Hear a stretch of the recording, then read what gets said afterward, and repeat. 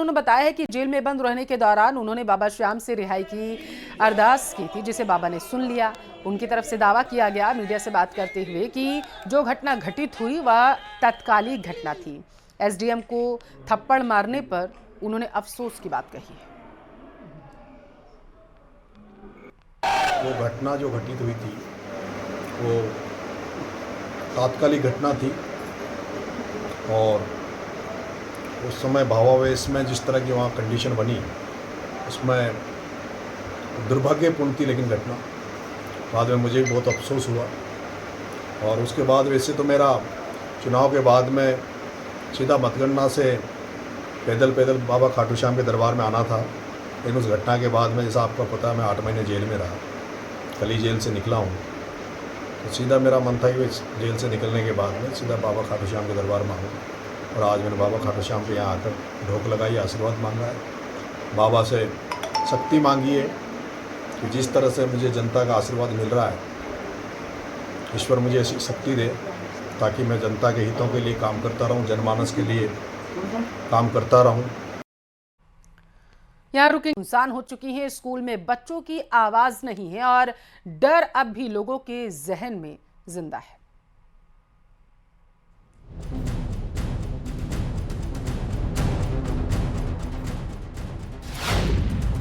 गांव में डर, स्कूल में पसरा सन्नाटा, जहन में आज भी खौफ। स्कूल खाली, डर भारी। बासनपीर गांव का वो स्कूल जहां कभी बच्चों की चहलकदमी गूंजा करती थी, अब सन्नाटा पसरा है। क्लासरूम में ना कोई शोर है, ना ही ब्लैक बोर्ड पर चौक की खड़खड़ाहट। सिर्फ खाली बेंचें हैं और इंतजार करते शिक्षक। बीते 6 दिन से यहाँ समय थम सा गया है। स्कूल के मैदान में अब न दौड़ते कदम है, न प्रार्थना की गूंज। प्रधानाचार्य और शिक्षक गांव की गलियों में घूम घूम कर अपील कर चुके हैं, अब डरने की बात नहीं है, बच्चे वापस भेजिए। लेकिन जवाब में सिर्फ एक चुप्पी मिलती है, एक अदृश्य डर जो आज भी अभिभावकों के दिलों में गहराई तक बैठा है। आज सीबीओ सर आए तो उनके साथ भी हमने गांव में संपर्क किया और सबने जो मिले उन्होंने आश्वासन दिया है कि कल से वो बच्चों को स्कूल भेज देंगे। हमने भी उनसे अनुरोध किया है कि बच्चों को जल्दी से जल्दी स्कूल भेजें। आमजन से क्या अपील करना चाहोगे? आमजन से यही अपील कर रहे हैं कि अब माहौल शांत है और अपने बच्चों की पढ़ाई में बाधा न करें और उनको विद्यालय भेजें। गांव की गलियां भी सन्नाटे में डूबी हैं, बाजार बंद है, दोनों छतरियों के पास अब भी पुलिस का पहरा लगा है। गांव के लोग अभी भी खुद को सुरक्षित महसूस नहीं कर रहे। इस पूरे हालात पर सांसद उमेदाराम बेनीवाल ने भी चिंता जताई है। सोशल मीडिया पर उन्होंने इसे थार की सदियों पुरानी समरसता पर हमला बताया और 19 जुलाई को गांव दौरे की घोषणा की है। अब तो हम बिल्कुल शांति चाहते हैं, होने वाली चीज तो हो चुकी है। अब शांति का पैगाम लाए ताकि हमारी जो बहन बेटियां जो सलाखों के पीछे बैठी है उनको छोड़ दिया जाएगा। जब भाई क्या है वो निकल जाएगा और बहन बेटियां सब आ जाएगी गांव में। गांव में आने के बाद ये बच्चे हैं उनको नहा धो के स्कूल भेजेगी। पहले तो बच्चे डर के मारे स्कूल नहीं जा रहे, उनको खाना देने वाला कोई नहीं बचा घर में। फिलहाल स्कूल प्रशासनिक रूप से खुला है, लेकिन असलियत में वहां पढ़ाई ठप है। बच्चों की वापसी अब सिर्फ प्रशासन नहीं, गांव की एकता और विश्वास की बहाली पर निर्भर है। सावलदान रत्नू, न्यूज़ 18, जैसलमेर। कोटा से बड़ी खबर है। राव सूरजमल की छतरी को लेकर के एक बड़ा फैसला लिया गया। कोटा विकास प्राधिकरण की बैठक में यह फैसला लिया गया। उसी जगह पर उसी स्वरूप में फिर से छतरी का निर्माण किया जाएगा। कोटा विकास प्राधिकरण भारतीय विमान प्राधिकरण के साथ है।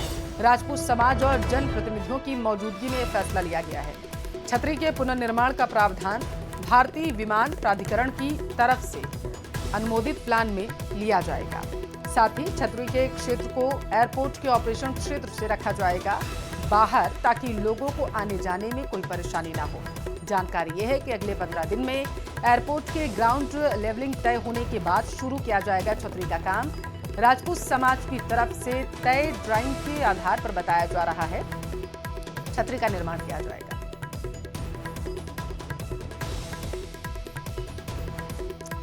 दिल्ली से बड़ी खबर है। फिल्म उदयपुर फाइल्स को लेकर के दायर याचिका पर आज सुप्रीम कोर्ट जो है वो सुनवाई करने वाला है। आरोपी जावेद ने सुप्रीम कोर्ट में याचिका दायर की है। ऐसी जानकारी और दायर याचिका में कहा गया कि अगर फिल्म पर लगी रोक को हटाया जाता है तो निचली अदालत में जो सुनवाई चल रही है इस पूरे मामले को लेकर के उस पर इसका सीधा असर देखने को मिल सकता है। फिलहाल सुप्रीम कोर्ट में सुनवाई होगी आज, जो देखना होगा सुप्रीम कोर्ट की तरफ से क्या कुछ दलील इस पर दी जाती है।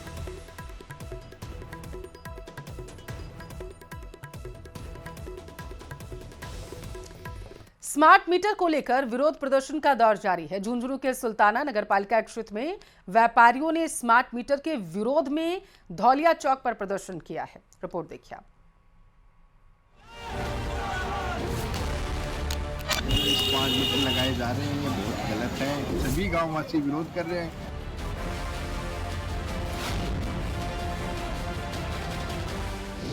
स्मार्ट मीटर का विरोध जारी। झुंझुनू में व्यापारियों का विरोध, जबरन स्मार्ट मीटर थोपने का आरोप।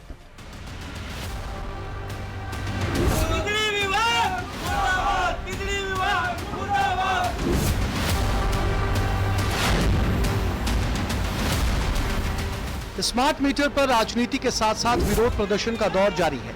झुंझुनू के सुल्ताना नगरपालिका इलाके में स्मार्ट मीटरों का विरोध हो रहा है। स्थानीय व्यापारियों ने इसे उपभोक्ताओं के साथ अन्याय बताते हुए जबरदस्ती थोपने का आरोप लगाया है। ये तो बिजली विभाग वाले पहले तो 2-2 महीने से बिल देते थे और हर 12 महीने से 1-1 महीने से बिल आने लगा है। और अब नया पदावर ले आए हैं स्मार्ट मीटर का, तो गरीब आदमी पर आघात है। गरीब आदमी कहाँ से, अगर रात को बच्चे पढ़ रहे हैं, पैसे नहीं है मीटर में, तो अंधेरे में पढ़ेंगे बच्चे। ये सबसे बड़ा गलत काम है। और हम तो ये कहते हैं कि ये मीटर स्मार्ट मीटर है, ये लगाना गलत है। धौलिया चौक पर विरोध प्रदर्शन कर रहे स्थानीय व्यापारियों ने स्मार्ट मीटर को थोपने का आरोप लगाया। लोगों का आरोप है कि स्मार्ट मीटर से उनका ज्यादा बिल आ रहा है। ये जो स्मार्ट मीटर लगाए जा रहे हैं, ये बहुत गलत है। लोगों के रिचार्ज की व्यवस्था नहीं हो रही, तो इसमें स्मार्ट मीटर में रिचार्ज कैसे होंगे? बहुत से लोग ऐसे हैं जो छोटा फोन रखते हैं, तो उससे रिचार्ज कैसे होंगे? और इसका विरोध सभी गांववासी विरोध कर रहे हैं। यदि उसको बाद में भी ये मीटर लगाए जाएंगे तो हम पावर हाउस में धरना देंगे, और ये नहीं लगाएंगे बड़ा आंदोलन करेंगे। ये स्मार्ट मीटर हम नहीं लगाएंगे और इसका साफ साफ विरोध है। प्रत्येक व्यक्ति परेशान है इससे। स्मार्ट मीटर पर राजनीति भी जारी।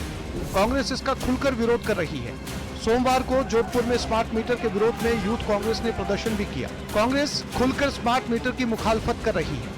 स्मार्ट मीटर को लेकर विपक्ष भले ही कुछ भी सोच रहा हो, लेकिन ऊर्जा मंत्री हीरालाल नागर का कहना है कि स्मार्ट मीटर समय की जरूरत है।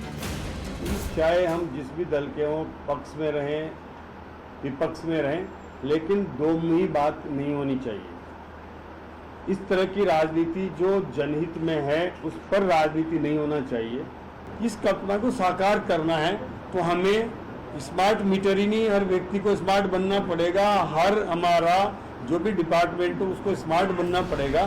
दरअसल सरकार स्मार्ट मीटर लगाने के पीछे सरकार का मकसद बिजली वितरण प्रणाली को आधुनिक और कुशल बनाना है। बिजली की खपत की रियल टाइम जानकारी हासिल करना प्रीपेड सिस्टम की तरह काम करता है, जिससे जितनी जरूरत हो उतनी बिजली खपत की जा सकेगी। बिजली चोरी पर भी लगाम लगेगी। ये डिस्कॉम को लोड प्रबंधन में भी मदद करता है। सरकार का दावा है कि प्रीपेड विकल्प चुनने पर बिजली 15 पैसे प्रति यूनिट सस्ती मिलेगी। स्मार्ट मीटर केंद्र सरकार की योजनाओं का भी हिस्सा है, जिससे राज्यों को सब्सिडी और फंडिंग भी मिलती है। दरअसल स्मार्ट मीटर पर एक तरफ राजनीति हो रही है, वहीं आम आदमी की अपनी शिकायतें हैं। लोगों की शिकायतें हैं कि स्मार्ट मीटर लगने से उनके बिजली का बिल 2 से 4 गुना बढ़ गया है। स्मार्ट मीटर में तेजी से रीडिंग लेने के आरोप लग रहे हैं। आरोप है कि बिजली कटौती के बाद भी मीटर की रीडिंग बढ़ रही है। बिना सहमति के जबरन स्मार्ट मीटर लगाने का आरोप। पुराने मीटर के खराब न होने पर जबरदस्ती स्मार्ट मीटर लगाने का आरोप लोग लगा रहे हैं। लोग प्रीपेड सिस्टम को लेकर भी आशंकित हैं। लोगों को ये भी चिंता है कि स्मार्ट मीटर में लगी चिप के जरिए उनकी बिजली खपत का पूरा डेटा सरकारी या निजी कंपनियों के पास चला जाएगा। लोगों को लगता है कि उन्हें स्मार्ट मीटर की कार्य प्रणाली के बारे में पूरी जानकारी नहीं दी जा रही। स्मार्ट मीटर पर अब प्रदेश में राजनीति तेज हो गई है। भाजपा इसे भविष्य की दिशा में एक आधुनिक कदम बता रही है, तो कांग्रेस इसे जन विरोधी और खर्चीली योजना करार दे रही है। Bureau report, news 18 Rajasthan.